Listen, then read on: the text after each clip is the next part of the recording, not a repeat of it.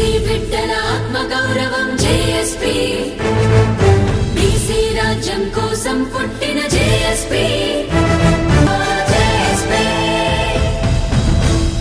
ప్రభుత్వ లైసెన్స్ సర్వేయర్ల నియామకం తర్వాత సంవత్సరంగా వస్తూ ఉన్నా కూడా వాళ్ళకు ఎటువంటి పని కల్పించకపోవడంతో పాటు వాళ్ళకి రావాల్సిన కమిషన్ కూడా రావట్లేదని చెప్పేసి పెద్ద ఎత్తున కూడా ధర్నా కూడా ఇంతవరకు చేపట్టారన్నమాట. సో ఇప్పుడు ప్రస్తుతం మనతో పాటు లైసెన్స్ సర్వేయర్ల జనరల్ సెక్రటరీ మనతో పాటు ఉన్నారు.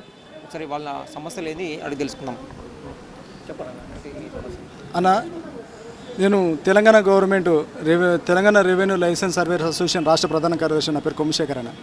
అయితే మా యొక్క రాష్ట్ర అధ్యక్షుడైనటువంటి నగర రమేష్ గారి ఆదేశాల మేరకు ఈరోజు మనము సర్వే భవన్ ముట్టడి కార్యక్రమాన్ని ఏర్పాటు చేసుకోవడం జరిగింది.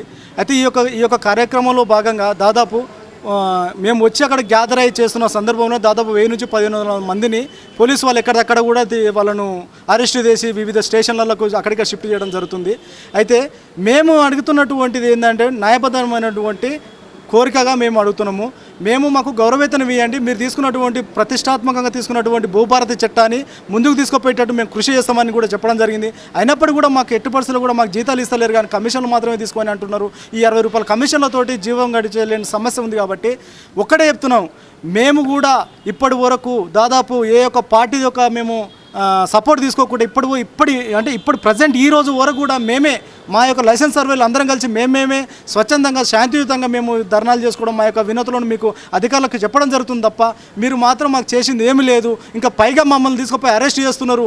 ఇదే మీడియా ముందు చెప్తున్నాం. మేము ఖచ్చితంగా కూడా ఇప్పుడు అరెస్ట్ అయినటువంటి ఎంతమంది అయితే ఉన్నారో వాళ్ళందరినీ తక్షణమే రిలీజ్ చేయాలి. వాళ్ళు రిలీజ్ చేయకపోతే మాత్రం నెక్స్ట్ మా కార్యాచరణ ఏ విధంగా ఉంటుంది అనేది కూడా మీరు చూస్తారు. ఇదే ఫైనల్గా మీకు చెప్పేటటువంటిది. ఇక మేము ఇప్పుడు ఇంకొక మాట కూడా చెప్పడం జరిగింది. ఇప్పుడు పెద్దపల్లి జిల్లా మన కలెక్టర్ గారు, గౌరవ కలెక్టర్ గారు, సార్ మీకు ఒక సూటి ప్రశ్న నేను యాజ్ ఒక సర్వేలో ఒక లైసెన్స్ సర్వేగా ఒక కామన్ మ్యాన్గా మీకు నేను అడగదలుచుకున్నాను.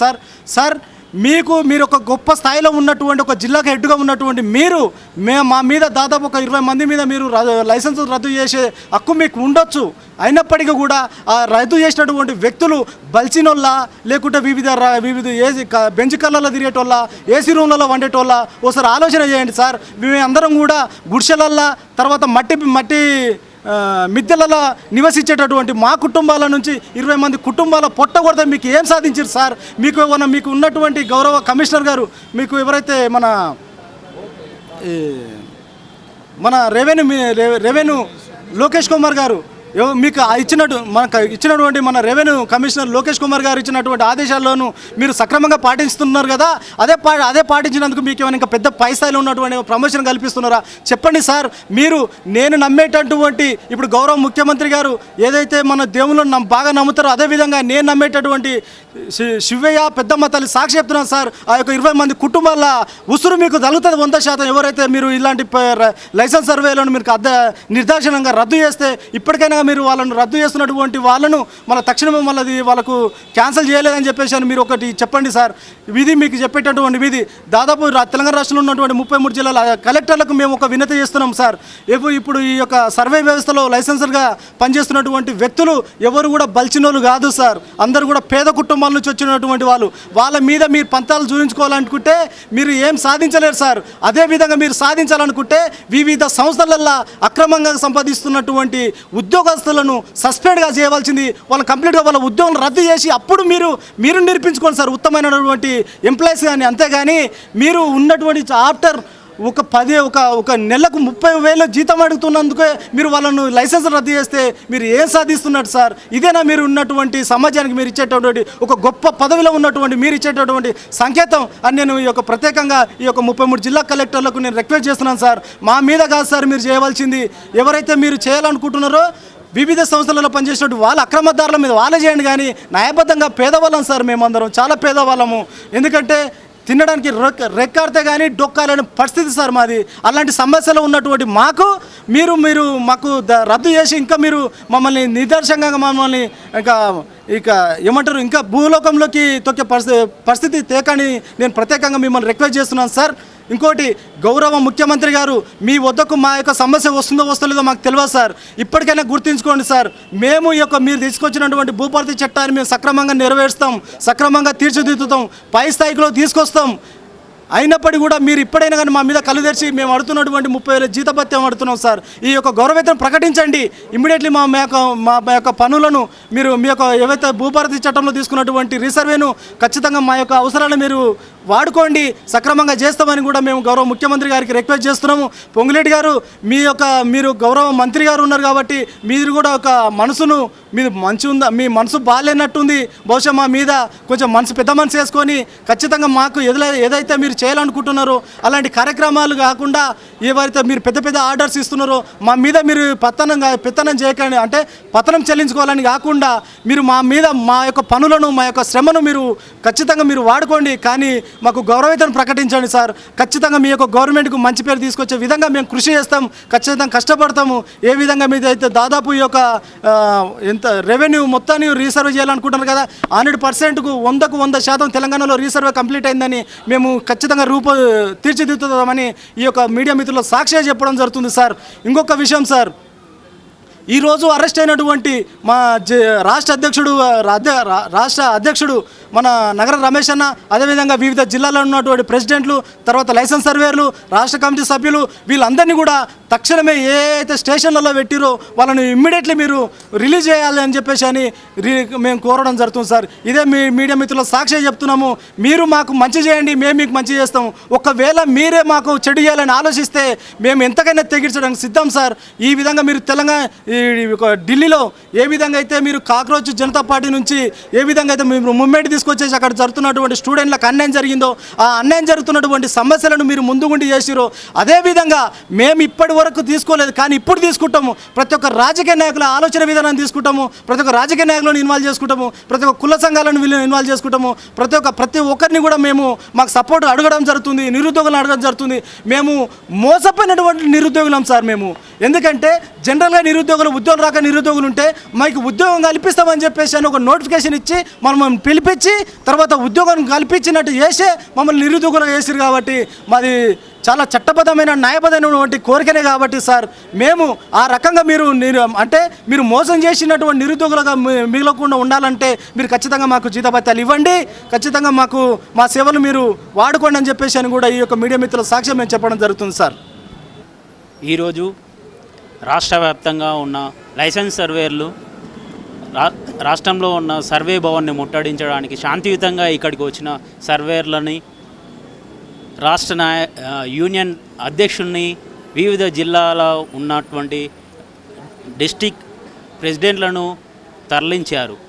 అది ఏంది, అసలు ఇక్కడ జరిగింది ఏంది అని శాంతియుతంగా ఇక్కడ పోరాటం చేయాలంటే మేము ఏదో ప్రతి జిల్లా నుంచి చేద్దాము. శాంతియుతంగా సర్వే భవన్కు వచ్చి మా యొక్క సమస్యను తెలియజెప్పాలనేది, మేము చేసే వ్యవస్థ ఏముందో అది జిల్లాలో మన స్టేట్లో ఉన్న సర్వే భవన్కు వచ్చి మా యొక్క బాధలను విన్నవించుకుందామని ఇక్కడికి వస్తే ఇక్కడికి వచ్చి శాంతియుతంగా చేస్తున్న రాష్ట్ర నాయకత్వాన్ని ఇట్లా స్టేషన్లో చెప్పడం వల్ల ఈ ఉద్యమం అనేది ఇంతటితో ఆగిపోదు.